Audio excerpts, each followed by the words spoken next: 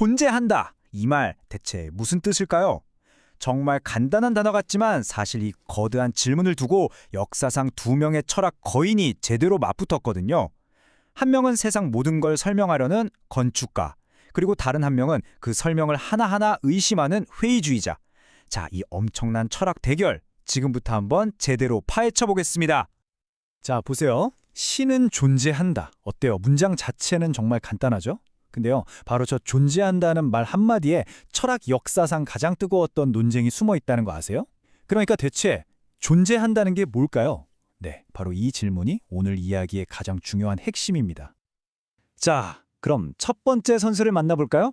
바로 건축가 토마스 아퀴나스입니다. 이분은 말이죠, 신과 이 세계의 모든 것을 설명하는 뭐랄까 거대하고 완벽한 하나의 시스템을 설계한 그런 인물이에요. 아퀴나스의 핵심 아이디어는 진짜 처음 들으면 좀 충격적일 수 있어요. 그는 신이 우리나 저기 있는 책상처럼 존재를 가지고 있는 그런 게 아니라고 봤어요. 그게 아니라 신은 바로 존재 그 자체다라고 말한 거죠. 라틴어로는 ipsum esse subsistens라고 하는데 이게 무슨 뜻이냐면 존재라는 개념 그 자체라는 거예요. 비유하자면 빨간색이라는 개념이 있으니까 빨간 사과도 있고 빨간 소방차도 있는 거잖아요. 그런 것처럼 신이라는 존재 그 자체가 있으니까 다른 모든 것들이 존재할 수 있게 된다. 바로 이런 생각입니다. 그렇다면 아퀴나스가 그린 이 세상의 청사진, 그 구조는 어떨까요? 자, 한번 상상해 보세요. 맨 꼭대기에는 존재 그 자체인 신이 딱 자리 잡고 있어요.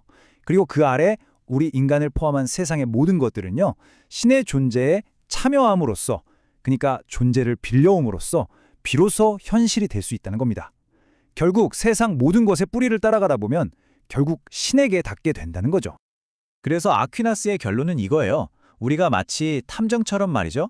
우리 눈앞에 있는 이 세상이라는 증거에서부터 출발하는 겁니다. 그리고 이건 왜 있지? 그럼 그건 또 왜 있지? 하면서 논리적으로 그 원인을 계속해서 거슬러 올라가다 보면 결국 모든 것의 맨 처음 원인, 즉 신의 존재와 딱 마주하게 된다는 거죠. 자, 이제 반대편 코너를 보시죠. 회의주의자 임마누엘 칸트가 등장합니다. 이 칸트는요, 아퀴나스가 아주 튼튼하게 쌓아올린 그 철학 시스템의 기반을 그냥 통째로 흔들어버린 혁명과 같은 사람이었어요. 그가 던진 질문은 바로 이거였습니다. 잠깐만요. 그걸 인간의 이성만으로 어떻게 확신할 수 있죠? 칸트는 이 한 문장으로 그냥 철학의 판을 뒤집어 엎습니다. 존재는 명백히 실제적 수로가 아니다. 자, 이게 대체 무슨 소릴까요? 쉽게 말해서 존재한다는 말은 빨갛다나 무겁다처럼 어떤 대상의 특징이나 속성이 아니라는 거예요. 아직 좀 어렵죠?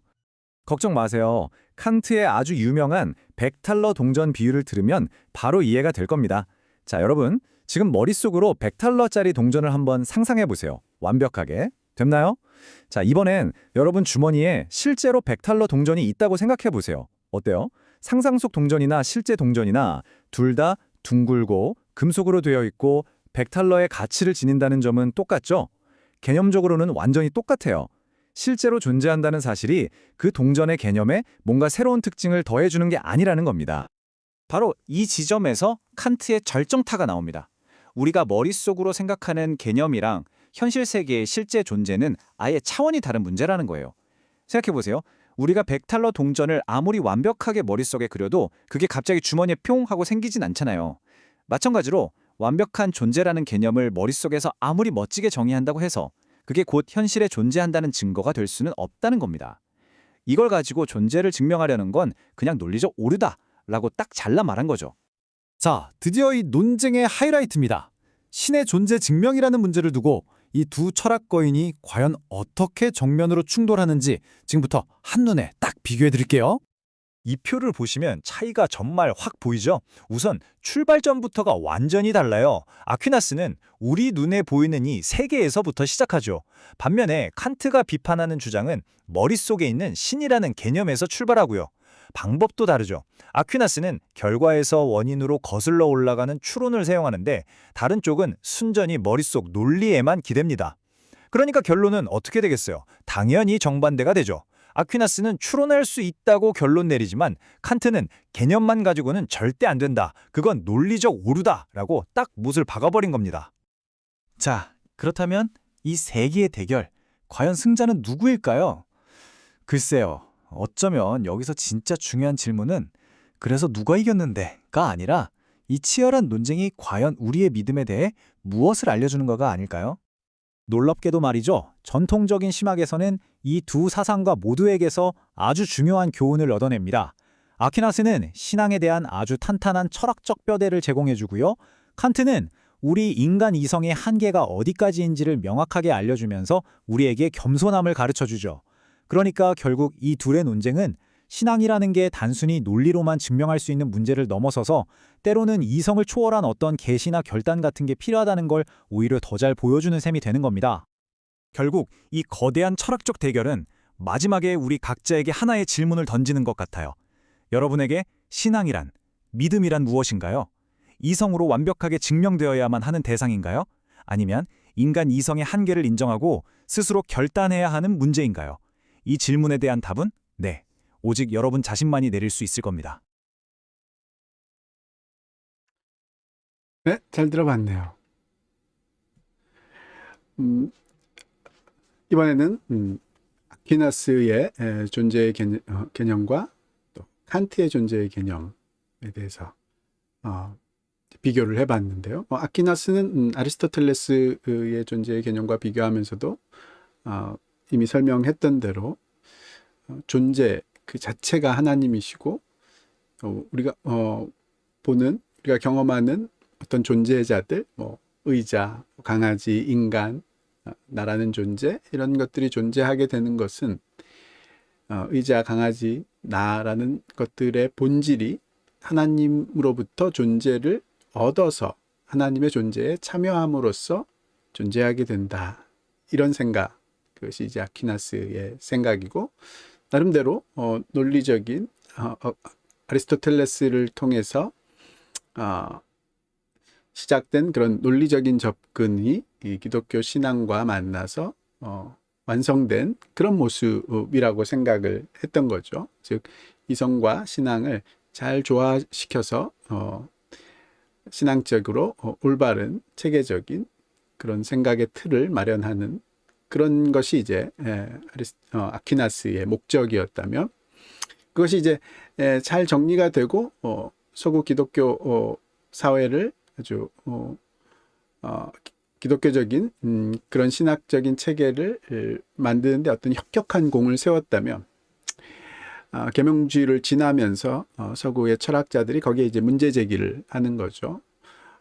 첫 번째 문제 제기를 아주 강하게 했던 사람 중에 하나가 바로 칸트라는 사람이고, 칸트라는 사람이 존재라는 것을 그런 식으로 접근할 수가 없다. 존재라는 것은 아퀴나스식으로 접근을 한다면 어떤 본질 중에 하나처럼 대하는 것인데, 그 본질은 뭔가를 표현하는 수로가 될 수 있고, 그렇지만 무엇이 존재한다라는 것은 그 주체에 대해서 어떤 새로운 개념을 더해주는 그런 요소가 전혀 없기 때문에 일반적인 수로, 일반적인 본질하고는 전혀 다르다. 그래서 아퀴나스식으로 존재를 개념적으로, 추론적으로 접근할 수 없다. 이게 이제 칸트의 주장이었는데요. 물론 그렇다고 이제 칸트가 새로운 존재란 무엇인가, 뭐 이런 것을 이제 이야기하지는 않았죠. 그런 존재 그 자체, 칸트는 이제 물 자체, 또 실제 그 자체, 뭐 이런 것들을 인간의 이성으로는 파악해낼 수가 없다. 그것이 이성의 한계다라는 주장을 했던 그런 사람이니까요. 제가 보기에는 이건 뭐 제 판단인데요. 제가 보기에는 그 칸트의 판단은 틀렸다고 봐요. 즉 무엇이 존재한다라는 것이 그 주체에게 어떤 본질적인 어떤 설명도 더해주지 않는다. 즉 주머니 속의 100달러나 상상 속의 100달러나 아무런 차이가 말하자면은 존재하느냐, 존재한다 라는 말로 아무런 차이가 생겨나지 않는다. 어떠한 가치가 더해지지 않는다. 여기 아주 강한 방점을 찍었는데 제가 보기엔 완전히 틀리지 않았나. 존재한다는 것과 상상 속에만 있다. 실제로 존재하지 않는다. 이건 단지 상상인 머릿속의 100달러일 뿐이다. 라는 것은 가장 큰 차이가 아닌가. 이건 마치 100만 달러와 100달러의 차이보다도 훨씬 더 큰 무한한 차이지 않는가. 즉 존재한다라는 것만큼 존재한다, 존재하지 않는다라는 것만큼 수로로서 가장 큰 말하자면 변화를 차이점을 만들어내는 게 없지 않나 그런 생각이 드네요. 오히려 뭐 저 같은 사람이 이제 칸트의 생각을 반대하는 거가 어떤 의미가 있는지는 모르겠지만 상식적인 마인드, 상식적인 생각, 차분한 추론들을 떠올려 봤을 때 칸트의 생각이 오히려 제가 보기에는 크게 저한테는 적어도 동의가 되지 않는 그런 면이 있네요. 물론 굉장히 많은 사람들이 칸트의 생각이 이성의 한계를 명확히 해서 오히려 신앙은 신앙대로, 이성은 이성대로 따로따로 대할 수 있도록 만들었다. 이렇게 생각을 하는데 저는 그게 이제 큰 잘못이다. 즉 신앙이 더 이상 사람들을 설득하거나 개인적으로도 받아들여지기 어렵게 되는 신앙이라는 것은 비이성적인 비논리적인 그런 것이다 라는 말이 돼버리는, 그래서 자기가 믿고 싶은 대로 믿어버리게 되는 그런 대혼란이 오히려 초래된 것은 아닌가. 저한테는 그런 생각이 들기는 하네요. 물론 이런 부분들에 대한 다양한 의견들이 있을 수 있을 테니까 혹시 같이 들어와 주시고 관심 있으신 분들하고 또 더 깊은 대화를 나눠볼 수 있는 그런 계기가 많이 생겼으면 좋겠네요.